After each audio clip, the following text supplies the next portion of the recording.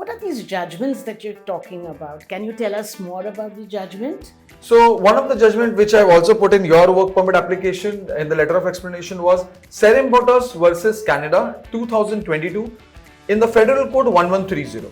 So this judgment clearly states that when you're evaluating an application on a startup visa, evaluate in light of the program's objective, that is startup visa, and don't evaluate the application based on the work permit. The major problem with IRCC officers is that when you submit a work permit, they start looking at it like a work permit. But we should understand that this is not a work permit. This is a startup visa work permit where the founders are not looking for a job, but they are creating jobs.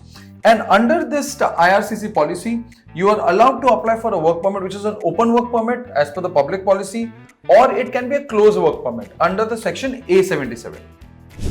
So Swapnil, can you tell us more about some sections that you use in your work permits, maybe some sections or subsections that you're talking about? Yes, so even in your work permit, one of the major section which I mentioned was 98.1.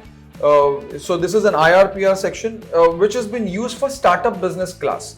So if you mention this sections in your work permit application, the immigration officer immediately understands that this is not a normal work permit application, but a startup business visa application, and where the evaluation method is absolutely different as compared to a normal work permit, and that's why there is no rejection.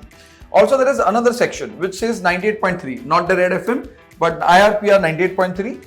So this section talks about a designated organization issuing a letter of support, which can be a venture capitalist, incubator, or an angel investor. If this section is applied in your work permit, definitely you are bound to get one.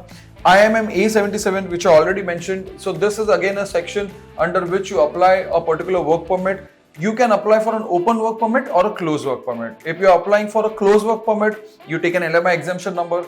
If you do not apply for a closed work permit but an open work permit, don't apply for an LMI exemption. So it depends on the founders whether they want an open or a closed work permit.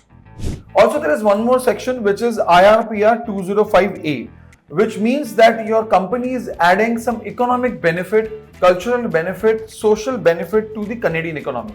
And this is very, very important section under which you mention this section, give a logical reasoning how your project is adding benefit and value to your to the Canadian economy. And this is very, very important. So this was very insightful.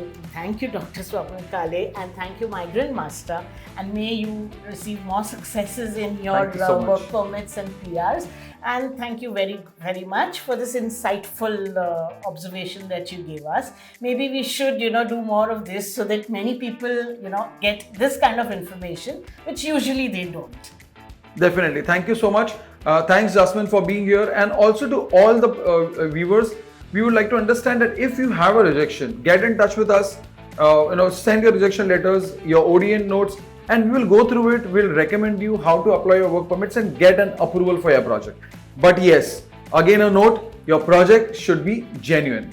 And yes, if you need more assistance on your work permit, book a free consultation with us and see you there.